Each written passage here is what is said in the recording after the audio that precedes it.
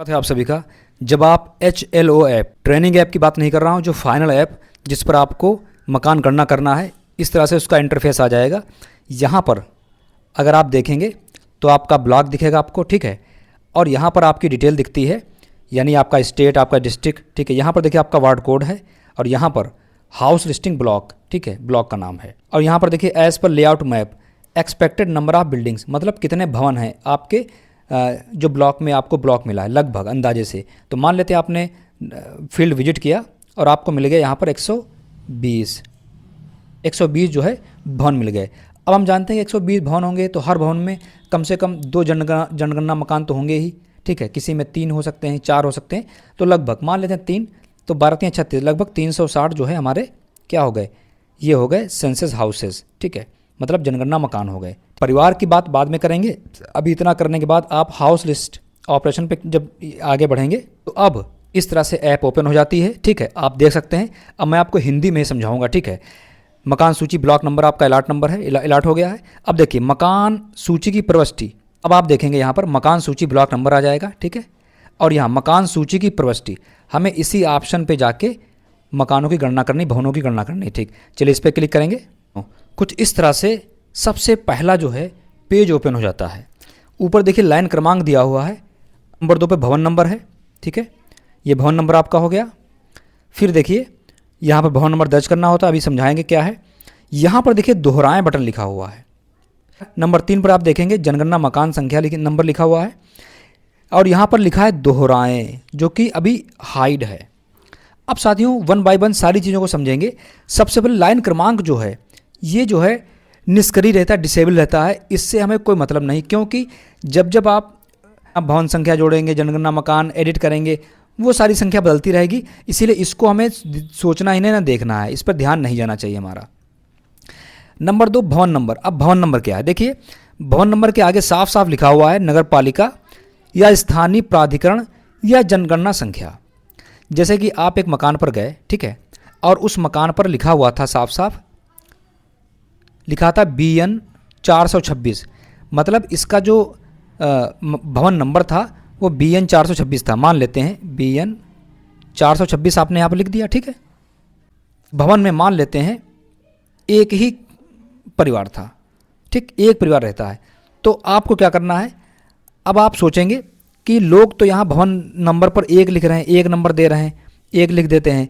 ये जरूरी नहीं, अगर उस भवन को कोई नंबर पहले से अलॉट है नगर पालिका द्वारा, जैसे कि मैंने भी बताया आपको, तो आपको वही नंबर डाल देना है। अगर अलॉट नहीं है तो आप 1 डाल देंगे, क्योंकि पहला भवन नंबर हमने गणना कर रहे हैं, ठीक है, ठीक। तो मान लेते हैं वो आप समझ गए, डाल देंगे। डालने के बाद ये दोहराएं बटन है, ये अभी हाइड होगा। जिस तरह से ये वाला हाइड है, इसी तरह से ये भी हाइड होगा, ठीक, क्योंकि सबसे पहला मकान भवन को हम जनगणना करने जा रहे हैं, ठीक। अब देखिए 1 कर दिया हमने। मान लिया कि हमारा जो पहला है उसमें सिर्फ 1 भवन है, ठीक है, उस भवन में 1 परिवार रह रहा है, मतलब 1 जनगणना मकान है वो, ठीक। सुनते रहिएगा।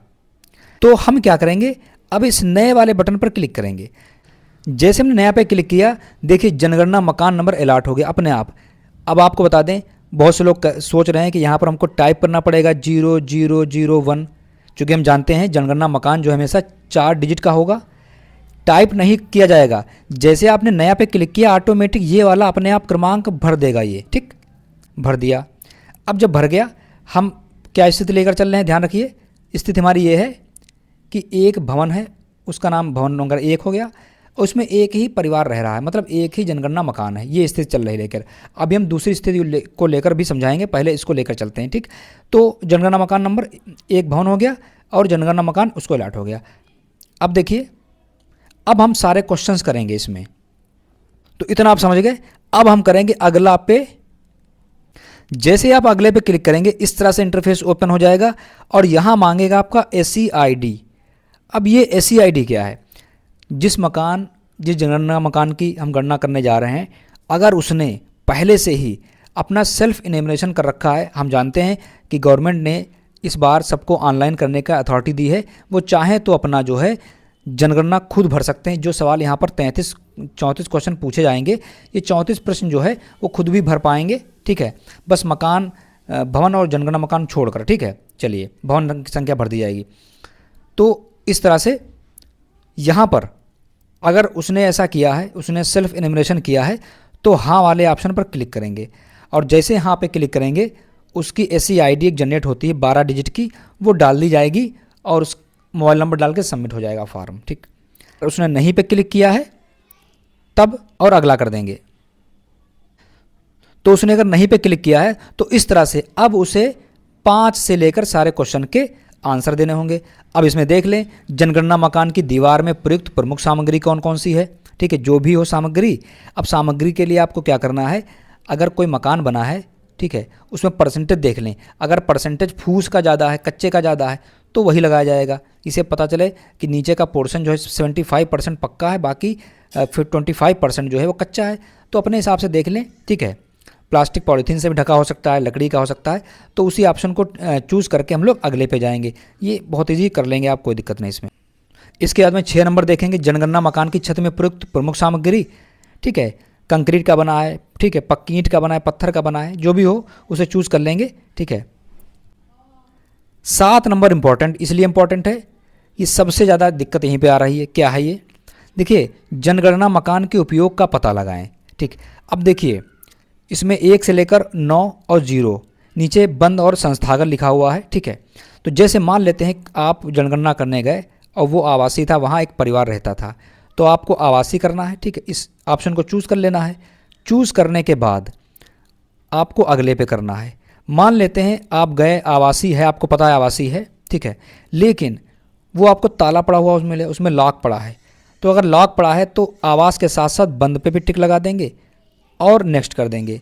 ठीक, तो अगर वो बंद होगा तो जो 34 प्रश्न हैं इन प्रश्न को नहीं पूछा जाएगा, लास्ट वाले प्रश्न पर डायरेक्ट पहुंचा दिया जाएगा आपको, क्योंकि बंद है ना, तो बंद है तो जनगणना फिर सारे क्वेश्चंस आगे के बंद हो जाएंगे। सिर्फ 34 नंबर ऑप्शन पहुंचकर सिर्फ मोबाइल नंबर डाल के उसकी जनगणना हो जाएगी। अगर वो बंद नहीं है, आवास पे क्लिक किया, अगला किया, वो सारे क्वेश्चन हम करेंगे। ठीक, एक तो पहली स्थिति हो गई। दूसरी स्थिति है कि आवास सह अन्य उपयोग। मान लेते हैं एक मकान है या 2 मकान जो भी है, ठीक, उसमें क्या है, एक परिवार रह रहा है, वो उसमें आवास रहता भी है और साथ में एक दुकान परचून की खोल रखी उसने। ठीक, या लोहार का काम करता है, ठीक है, या मान लें लकड़ी का काम करता है, ठीक, या थोड़ा मोट जो भी बिस्किट नमकीन वगैरह बनाता है सारा कुछ।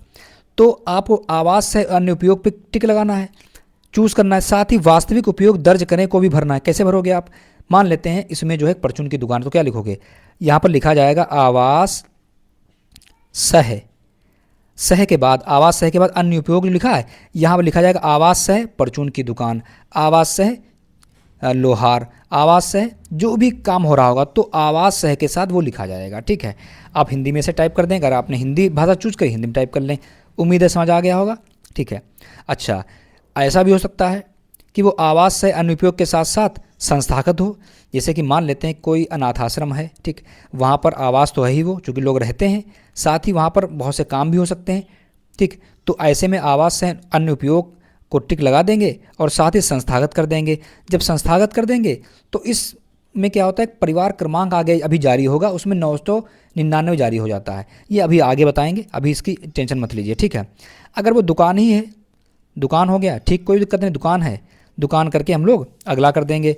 अगर वो हो सकता कॉलेज हो सकता है, होटल लॉज को भी हो सकता है, या कोई पूजा स्थल हो सकता है, तो पूजा स्थल है, ठीक है, कर देंगे। अगर इनमें से कोई दुकान है, कार्यालय आपको मिला लेकिन वो आपको बंद मिला, मान ली दुकान गए आप, दुकान थी लेकिन बंद है, दुकान पे बंद करके हम लोग आगे नेक्स्ट कर देंगे। ठीक है, तो अच्छा एक बात आया, यहाँ से देखिए ये जो लिखा हुआ है ये ऑप्शन, इन ऑप्शन को अगर आप चूज़ करेंगे तो सारे क्वेश्चन नहीं पूछे जाएंगे, सीधे 34 नंबर पर आपको ले जाया जाएगा। आप मोबाइल नंबर डालेंगे और उसे सबमिट कर देंगे। ठीक है, तो उम्मीद करते हैं इसको समझ आ गया होगा। कोई दिक्कत लग रही है तो कमेंट बॉक्स में पूछ लें। चलिए हम लोग आगे चलते हैं। अब उसके बाद देखिए जनगणना मकान की स्थिति क्या अच्छी है, ठीक है, जो भी है उसे करके अगले कर देंगे हम लोग। अब देखिए ये इंपॉर्टेंट है, परिवार के मुखिया से संबंधित विवरण। ठीक, परिवार क्रमांक अपने आप जारी होगा। ठीक, सुनते रहिए। अब ये क्या है, अगर कोई आवासीय था परिवार क्रमांक जारी हो जाएगा। ठीक, अगर आवास है बंद था परिवार क्रमांक जारी नहीं होगा। अगर आवास से अन्य उपयोग मतलब आवास था, ठीक, और वहाँ पर कोई उपयोग भी हो रहा है तब भी परिवार क्रमांक जारी होगा। लेकिन अगर आवास के साथ साथ वहाँ कोई काम हो रहा था, साथ ही संस्थागत था, यानी जेल है, अनाथ आश्रम है, सुधार गृह है, ऐसे में यहाँ पर जो है वो परिवार क्रमांक 999 जारी होगा। ठीक, ये अपने आप जारी हो जाएगा, इसकी टेंशन मत लीजिए। बस आप रहने का जो स्थान है वो क्या, जो भी सही लगाएंगे उसके हिसाब से जारी हो जाएगा। ठीक है। अच्छा, अब देखिए इस परिवार में सामान्यतः रहने वाले व्यक्तियों की कुल संख्या, ये तो आप गिन के लिख ही लेंगे, गिनकर यहाँ 10-15 जो भी हो वो लिख देंगे। परिवार के मुखिया का नाम, अब देखिए परिवार के मुखिया से संबंधित क्या है। परिवार का मुखिया कोई हो सकता है, उनके दादा हो सकते हैं, उनकी दादी या उनकी मम्मी पापा, मतलब उस परिवार को जिस नाम से चलाया जाता है, मतलब जिस नाम का प्रभुत्व ज़्यादा है। जैसे ज़्यादातर घरों में पिताजी ही का प्रभुत्व होता है, पिताजी के नाम से ही सारे काम चलते हैं, तो पिताजी का नाम डाल देंगे। अगर पिताजी नहीं है, एक्सपायर हो गए किसी के, तो मम्मी का नाम डाल देंगे। अगर मम्मी भी नहीं है तो हो सकता है दादा उस घर को चलाते हों। अगर दादा भी नहीं, दादी भी नहीं, मम्मी पापा भी नहीं, तो बड़ा भाई भी हो सकता है। ठीक है, तो आप परिवार से संबंधित, ये मतलब परिवार का मतलब ये नहीं कि दादा दादी नाना नानी में से, या परिवार के मुखिया से संबंधित वो मायके का भी हो सकता है, अगर उस परिवार को वो चला रहा है जो भी है। ठीक, तो नाम दर्ज कर दिया, समझ गया आप, अगला कर देंगे। अब देखिए परिवार के मुखिया की जानकारी देना ध्यान रखिए। परिवार के मुखिया पुरुष स्त्री जो भी हैं उससे टिक लगा देंगे। ठीक है, अब देखिए वो किस कास्ट के हैं। देखिए यदि अनुसूचित जाति, अनुसूचित जनजाति या अन्य। अब एक बात आपको बता दें, मुस्लिम वर्ग में कभी भी अनुसूचित जाति जनजाति नहीं होते। मुस्लिम वर्ग में सिर्फ या तो वो ओबीसी होगा या वो जनरल में आएगा। ठीक है, ये चीज़ मतलब जनरल में पठान सैयद ये हो जाते हैं, बाकी अंसारी है और अदर कास्ट ओबीसी में आती हैं। ठीक है, बाकी हिंदू धर्म में एससी भी होते हैं, एसटी भी होते हैं, तो इसको ध्यान रखना है। ठीक, यहाँ से सूची भी देख पाएंगे। ठीक है, या कोई अन्य है तो उस पर टिक लगा देंगे। ठीक, अगले पे चले जाएंगे।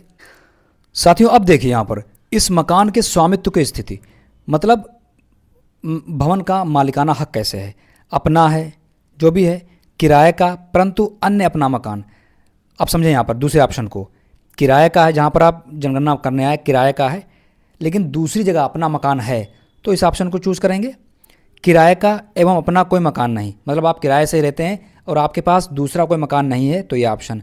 अगर कोई तीसरी स्थिति उत्पन्न होती इनमें तीन में अलग, इन तीन के अलावा, तब अन्य लगाएंगे। ठीक है, अब देखिए रहने के लिए उपलब्ध कमरों की संख्या, जैसे कि इसको समझ लीजिए थोड़ा सा, जैसे कि आपका परिवार में जितने भी कमरे हैं उनको गिन लेंगे जिनमें आवास करते हैं। इसमें लेट्रिन है, बाथरूम है, ठीक है, अन्य और कोई स्टोर रूम है छोटा मोटा, उनको मत गिनिएगा।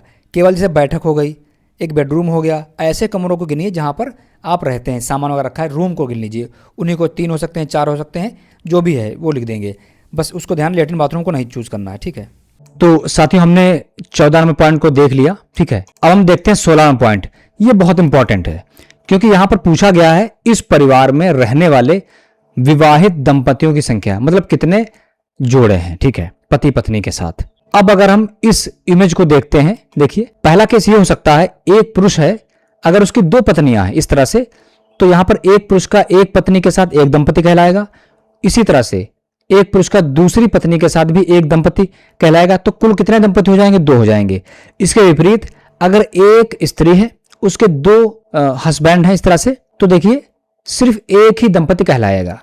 अगर विधवा है जिसमें पति का देहांत हो गया है, तो कुल दंपति परिवार में 0 होंगे। इसी तरह विधुर है तो उसका कोई जोड़ा नहीं बन रहा, तो ऐसे में कुल दंपति 0। अच्छा, अगर मम्मी पापा हैं केवल और परिवार में किसी की शादी नहीं हुई, तो वहां पर मम्मी पापा के साथ एक दंपति जोड़ा तैयार माना जाएगा। इसी तरह से परिवार में मम्मी पापा हैं, एक दंपति हो गए। अगर उन्होंने बेटे की शादी कर दी है तो बेटा बहू मिलकर एक दंपति बनाएंगे, तो इस तरह से उस परिवार में 2 दंपति हो जाएंगे अगर परिवार अलग अलग नहीं है। ठीक है, तो इस तरह से स्थिति क्लियर हो गई होगी। तो यहां पर हम इसी तरह से संख्या दर्ज कर देंगे। चलिए आगे पे जाते हैं। अब देखिए पेयजल का मुख्य स्रोत क्या है, ये आप अपने हिसाब से समझ लें, कोई कठिन नहीं है। ठीक है, नल का पानी उपचारित स्रोत से, मतलब नल का पानी आ रहा है लेकिन वो उसको फिल्टर करके मिल रहा है, साफ़ सुथरा पानी मिल रहा है, तो ये हो जाएगा। ठीक है, कुआं है, हैंडपंप है ना, झरना है, सील बंद पैकेट या बोतल का पानी लेते हैं। ठीक है, तो इस तरह से बोतल का पानी का मतलब ये है कि जो आपके यहाँ टैंकर से पानी आता है ना, बोतलों में, छोटी छोटी बोतलों में पानी होता है, 20 रुपये बोतल पानी लेते हैं, तो इसमें कंडीशन में आ जाएगा। ठीक है, वो फिल्टर पानी होता है। बाकी बहुत सी जगह टैंक तालाब से भी लेते हैं, इस तरह से जो भी है वो देख लेंगे। ठीक, अगला पे चले जाएंगे। अब देखिए पेयजल स्रोत की उपलब्धता क्या है। यहाँ परिवार के निकट का अर्थ मतलब शहरी क्षेत्र के लिए 100 मीटर और ग्रामीण क्षेत्र 500। परिसर के अंदर है या अपने परिसर का मतलब मकान जो भवन बना हुआ है, ठीक है, उसके बाहर है कहीं दूर, ठीक है, तो कितनी दूर है वो देख लीजिए, यहाँ पर दिया हुआ है, उससे कोई दिक्कत नहीं, ये हो जाए कर लोगे अभी। अब प्रकाश का मुख्य स्रोत क्या है, मतलब वहाँ पर जो घरों में लाइट हो रही है वो क्या है, उसका स्रोत क्या है, उसका स्रोत बिजली, यानी घर में कनेक्शन है बिजली का, उससे हो रही नहीं है, मिट्टी के तेल से ही आप प्रकाश कर रहे हैं, डिब्बी लैंप जला रहे हैं, या आपके सोलर पैनल लगे हैं, सौर ऊर्जा के माध्यम से कर रहे हैं, या कोई अन्य तेल का मतलब जैसे कोई खाने का तेल हो सकता है, जैसे कि आप सरसों के तेल से दिया जला रहे हैं, उससे प्रकाश कर रहे हैं घर पर, ऐसी कंडीशन आ सकती है। बहुत से परिवार ऐसे भी हैं। या प्रकाश रहित है, यानी प्रकाश ही नहीं है, अंधेरे में ही आप रहते हैं, ठीक है। इस तरह से जो भी ऑप्शन चूज़ करके हम लोग अगले पे चले जाएंगे। शौचालय की सुलभता। शौचालय परिवार के लिए केवल अकेले परिवार के लिए, एक परिवार जैसे रहता है, मान लिया एक परिवार, उस परिवार में रहे वो अपने परिवार के लिए अगर है, या टॉयलेट अन्य परिवार के साथ साझा भी होता है, पता चलता है 2 परिवार साझा कर रहे हैं। सार्वजनिक शौचालय मतलब इसका मतलब ये है जैसे आपका परिवार है, उसकी जनगणना हो रही है, तो आपका जो टॉयलेट है एक परिवार का, क्या वो टॉयलेट कोई दूसरा परिवार भी इस्तेमाल कर रहा है, तो ये लिखा अन्य परिवार के साझा के साथ। सार्वजनिक का मतलब सभी लोग यूज़ करते हैं, ठीक है, नहीं खुले में है, ठीक है, तो जो ऑप्शन होगा उस पर यहाँ पर लगा लेंगे हम लोग, अगले पे कर देंगे। अब शौचालय का प्रकार क्या है, पाइप सीवर पद्धति वाला है, सेप्टिक टैंक है, या अन्य पद्धति, ये आप देख लें। 2 गड्ढा शौचालय में स्लैब के साथ उन्नत हवादार गड्ढा है, स्लैब के बिना खुला गड्ढा है ना, 1 गड्ढा शौचालय है, ठीक। शौच नहीं है तो 0 लगा देंगे, ठीक, अगला कर देंगे। इसी में सर्विस शौचालय वाला ऑप्शन भी है, देखिए, मानव मलमूत्र व्यक्ति द्वारा हटाया जाता है ना, पहले ऐसा होता था, ठीक है, कोई व्यक्ति आता था और उसे साफ करके भर के ले जाता था। मानव मलमूत्र हटाने की जानवरों का उपयोग, कई जगह ऐसा भी हो सकता है कि जानवरों को छोड़ दिया गया, सुअर को ना पिग को छोड़ दिया गया, वो साफ चट कर जाती थी, ऐसा भी होता था। मानव मलमूत्र हटाने खुली नालियों का, बहुत जगह क्या होता था नालियों में बहा दिया जाता, ऐसा भी होता है, तो जो कंडीशन है उसको चूज़ करके अगला करेंगे हम लोग। अब देखिए, गंदे पानी की निकासी किससे जुड़ी हुई है। जो गंदा पानी घर का आ रहा आपका वेस्ट वाटर, वो वेस्ट वाटर का मतलब लेट्रिन का पानी से नहीं है, यानी किचन का पानी है, धुलाई का पानी, उसके बात की जा रही है। ढकी नाली से हो रहा है, खुली नाली से है, या किसी भी नाली से नहीं, ठीक है। पता चले आपने घर में गड्ढा खोद लिया, उसी में गंदा पानी करते हैं, सूख जाता है, जो भी है, तो ढकी नाली से हो रहा है, तो जो भी ऑप्शन है चूज़ कर लेंगे, जो आपका वेस्ट वाटर घर का पानी जा रहा है कहाँ जा रहा है, ठीक है। इसको देखेंगे, परिसर के अंदर स्नान सुविधा, आपके घर में बाथरूम है तो स्नान गृह लगा देंगे। छत के बिना आता एक नहाने का स्थान बना लिया, छत नहीं है, ठीक, हाँ पे नहीं है, नहाने का स्थान ही नहीं है तो नहीं लगा लेंगे। अब देखिए यहाँ पर रसोई घर और LPG PNG gas connection, LPG है या घरों में कनेक्शन नहीं पाइप से आता है, वो पीएनजी कनेक्शन हो जाता है। रसोई घर में खाना आप बनाते हैं, अगर आपके घर में किचन है तो अगर उसमें एलपीजी कनेक्शन है तो ये अलर्ट लगा लेंगे। अगर आपके घर में रसोई है, किचन है, लेकिन कनेक्शन नहीं है तो ये लगा लेंगे। है घर के भीतर खाना पकाते हैं परंतु रसोई घर में नहीं है, जो भी ऑप्शन चूज़ कर लेंगे। खुले में खाना बनाते हैं, बहुत से यहाँ किचन नहीं है, ठीक है, बाहर मैदान में खाना बना रहे हैं, जैसा भी हो उसे चूज़ कर लेंगे, ठीक। खाना पकाते हैं नहीं, बाहर से खाते हैं तो ये लगा लेंगे। खाना पकाने के लिए उपयुक्त ईंधन क्या है जलाऊ लकड़ी है, पता चले जंगल से लकड़ी बीन लाए। फसल का अवशेष, पता चले फसल की जो धान की भूसी है ना, और इस तरह से जो उसका रेजिड्यू बचता है ना, वो सारा कुछ जलाने के लिए करते हैं, ठीक है। गोबर यूज़ करते हैं, पक्का कोयला, कच्चा कोयला, मिट्टी का तेल भी हो सकता है, या एलपीजी, बहुत से केसेस में एलपीजी होगा, ठीक है, या इंडक्शन से बनाते हैं, बिजली से बनाते हैं, इंडक्शन वगैरह यूज़ करते हैं, या बिजली से ही हीटर वगैरह यूज़ करते हैं। सौर ऊर्जा से बनाते हैं, सोलर पैनल लगा हुआ है, उससे सोलर कुकर वगैरह है, या गोबर बायोगैस से बनाते हैं, या अन्य कोई इनमें से उसे चूज़ करें, अगला पे जाएंगे। अब देखिए, ये ध्यान देना है, रेडियो ट्रांजिस्टर। अब अगर रेडियो ट्रांजिस्टर आपके पास है परंपरागत वाला, पुराना वाला, तो टिक लगा देंगे, ठीक। अक्सर लोगों के घर ये नहीं होगा, ठीक। अगर रेडियो ट्रांजिस्टर मोबाइल में तो होता ही है सबके पास, तो मोबाइल लगा देंगे, ठीक। अगर परंपरा रेडियो सेट भी नहीं है, मोबाइल भी नहीं है, लेकिन कोई अन्य उपकरण है, जैसे कि VCR हो सकता है, या कोई दूसरी डिवाइसेस भी आती हैं जिसमें से अब रेडियो ट्रांजिस्टर की सुविधा होती है, तो वो लगा देंगे।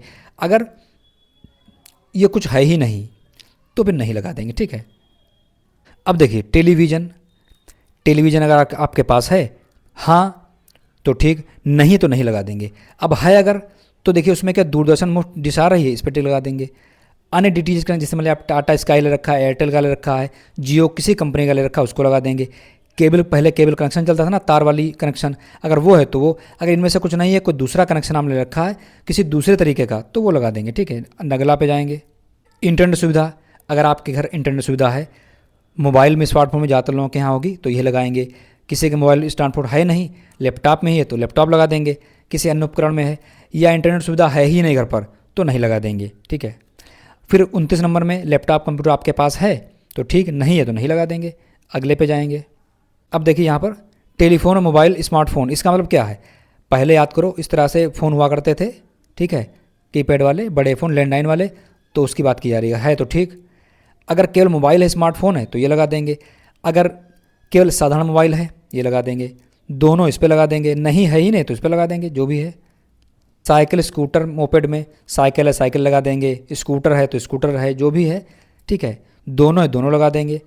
अगर ठीक, फिर देख कार जीप में आ गया 32 नंबर में, कार जीप वैन है तो ठीक। अब एक बात बताइए, जैसे कि मान लीजिए कोई आदमी है जिसके पास कार जीप, उसके नाम है तो उसका तो लिखा जाएगा परिवार में।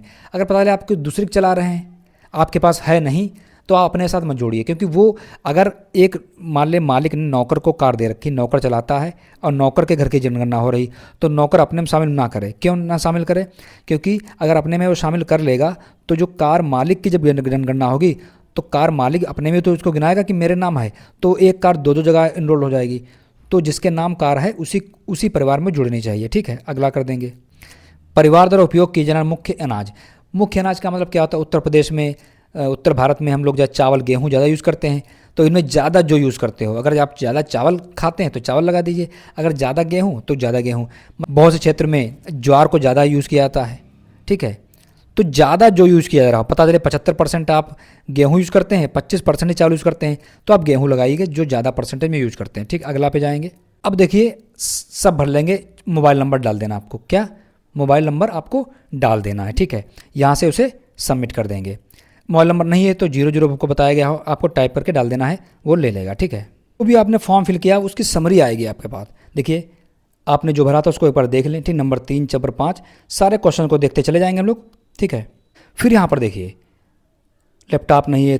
ठीक है, इस तरह से सारे क्वेश्चन आ गए। 34 नंबर मोबाइल फिल कर दिया। जब ये डेटा सही से देख लेंगे, ठीक है, अब हम लोग करेंगे यहाँ पर, चाहे तो रद्द कर सकते हैं, इसे रिजेक्ट भी कर सकते हैं।